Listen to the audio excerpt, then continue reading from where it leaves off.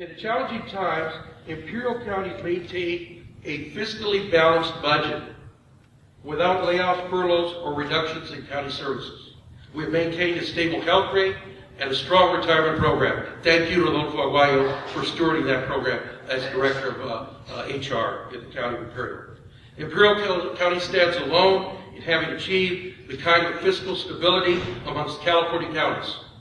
And much of our success is because of the people who make great things happen every day, our department heads and employees, as I recognized just a few moments ago. Imperial County is a big place. We're blessed with 2,600 miles of maintained roads that allows businesses to happen and people to move as efficiently as possible. But to keep this system working is a huge task that is preferred well by the Public Works Department of the County of Imperial under the directorship of William Burdett. Since the last part of 2012, Public Works has performed work on 33 projects throughout Imperial County. Let me name some of them. Coal Road in Calexico, $1.3 million. North Marina and Salton City, $454,000. Keystone Road, $1.5 million. Winter Haven Streets, $1.2 million. Barberworth Road, east of Calexico, and various county road overlay projects, $3.9 million. Nyland and Seeley Streets, $3.2 million. And earthquake repairs to county roads, $894,000. That's just a little tidbit of some of the public works projects that have taken effect in the county in 2012. More than $18.5 million has been spent on road work in total, $8 million spent on the landfill closure issues, almost $1 million spent on sidewalk projects throughout our counties in Seeley and all the unincorporated areas. More than $7 million dedicated for bridge repairs or replacement, and 18 capital improvement projects for a total of $5.1 million. That's almost $35 million spent to keep our county operating efficiently and keeping people and products moving fast and efficiently as well. In November 2012, the Imperial County Transportation Commission, also known as ICTC, along with a partnership of the ivPRessonline, Imperial Economic Development Corporation, and the Consejo de Desarrollo Municipal de Mexicali, implemented the Imperial Mexicali Binational Work Group Alliance. The goals of the alliance are focused on cross-border transportation, economic development, and environmental issues. And we just had a meeting today. This organization, under the leadership of Mark Bassa and Rene Acuna, has grown to an organization that is working and is actually solving problems. So my hat's off to you folks. Thank you very much for your hard work on that. In an effort to formalize the binational group, a memorandum of understanding was approved in September of 2012, establishing the Imperial Valley Binational Alliance. That's the formal name. The alliance has been able to identify and work on low-cost operational improvements along the land ports of entry and an improved cooperation between the United States, Mexico, federal, state, regional, and local agencies. Some of the most vulnerable citizens we have are our senior citizens. To address the issues of elder abuse, nursing home reform, reporting and evaluating abuse, and to provide valuable information, the County Office of the Public Administrator, under the leadership of Notable Icon, held its first ever Elder Abuse Conference. The generosity of the Viejas and Manzanita tribes was in evidence with the distribution of more than 500 food boxes to seniors over 60 years of age. The Area Agency on Aging, the AAA, through Catholic Charities, provided more than 50,000 meals this year to senior citizens throughout the Imperial Valley. And as a side note, the Board of Supervisors voted in December unanimously to fund that program in the interim until the federal government came to play and made sure the seniors had a meal 5 days a week.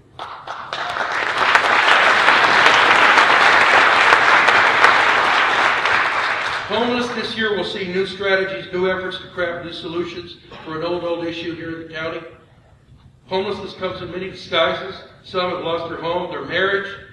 Some are on their way, but they need help to get going again. They kind of need a helping hand. Some homeless people are such are such for a short time, some for a crisis period, some for a longer period of time. We need solutions for each of the reasons and for whatever time frame. This year will bring a renewed focus on this long-time issue. We will see new strategies and a renewed effort as the homeless continuum of care is organized, structured, and becomes operational in Imperial County. Regulatory issues aren't very sexy, but ensuring the safety of the public and protecting our food, air, water, and other consumer products is critical.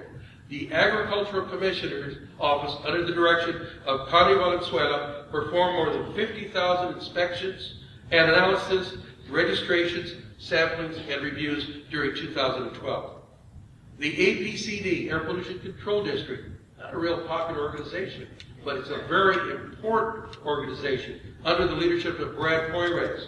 They've funded more than $6 million in pumps, tractors under the Carl Moyer program, which issues permits for a new ethanol plant, which will produce 66 million gallons of fuel and 36 megawatts of electrical power here in the next couple of years. Thank you, Brad, for all your efforts and everything you do for the county.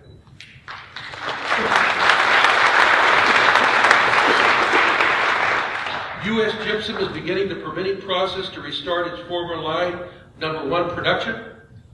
There are plans for more geothermal in North County and in the east sector of Raleigh as well. Border air quality will be studied to quantify the impact of idling traffic waiting to cross the United States at the downtown Calexico and the east port of entry at the east port of entry here in Calexico.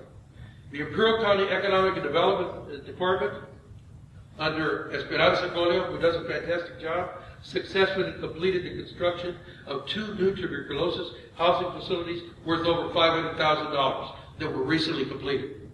Through the use of CDBG funds, Public Services Program funds, the Imperial County Office of Economic Development helped 298 people with food, vouchers, utility bills, and rental assistance. This included 15 disabled persons, 131 senior citizens, 34 homeless persons, 100 displaced persons. The Housing Rehabilitation Program successfully completed projects in Raleigh, Nyland, and the Polk Colonia in Raleigh.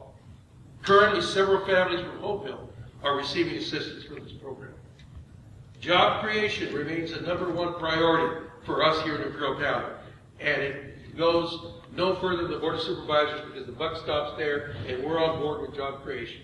One Stop held events and assisted in the recruitment for 7 new businesses, resulting in 420 new jobs for Imperial County. These jobs included Calexico Grand Plaza, Veterans Job Fair, Panda Express, Starbucks, Dollar General Market, and many others too numerous to mention. Job retention is also an important focus. We can open them, but we've got to keep them. With the loss of programs such as the Enterprise Fund, it has become more challenging that we remain focused on working with entities from throughout Imperial County to obtain jobs and businesses here in the Imperial Valley. National Beef is a prime example. National Beef employs 1,300 people directly, a payroll of $40 billion, and an overall economic impact of over $400 billion to the entire Imperial County. The county, along with the city of Raleigh, the Imperial Irrigation District, Senator Wessel, Assemblyman Pettis, local Calumet, Governor Brown, and others are working to develop a plan as we speak to keep National Beef operational and open. County departments are gearing up to assist displaced workers if necessary, but all efforts are being taken to keep the plant from closing on April 2nd.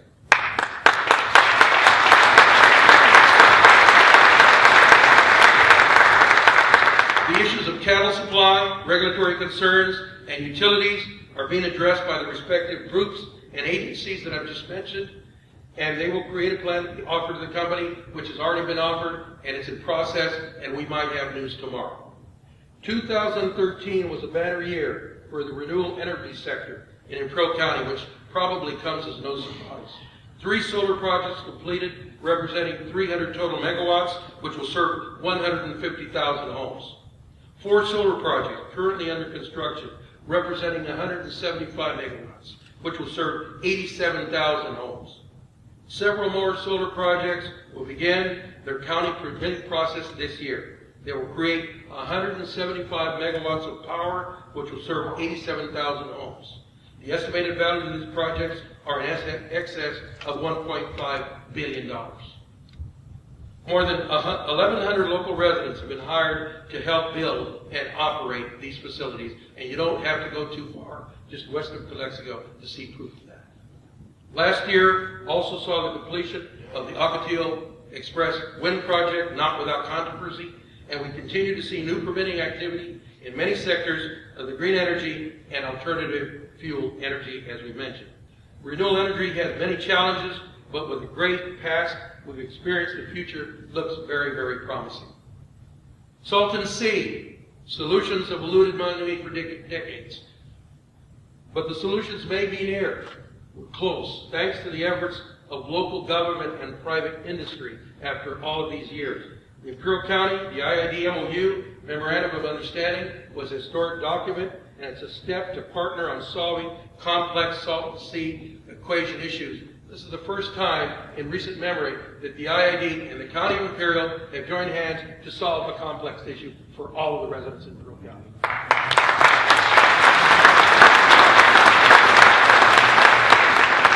The richness of our natural resources may provide the leverage to create solutions for the Salton Sea. The answers for this great resource may come from resources in and above the Salton Sea itself. The development of new geothermal production and algae production could be at the center of a local driven solution for the Salton Sea. Imperial Valley was created by pioneers who made their own solutions. The Salton Sea will need the same attitude. If we want it fixed, we're going to have to do it ourselves, and that's what we're doing. 2014 holds the promise of a bright future and exciting possibilities for a Salton Sea. That's the story of Imperial County in 2014. It's a big place with a great past and even a bright future. Thank you all for coming tonight. Thank you.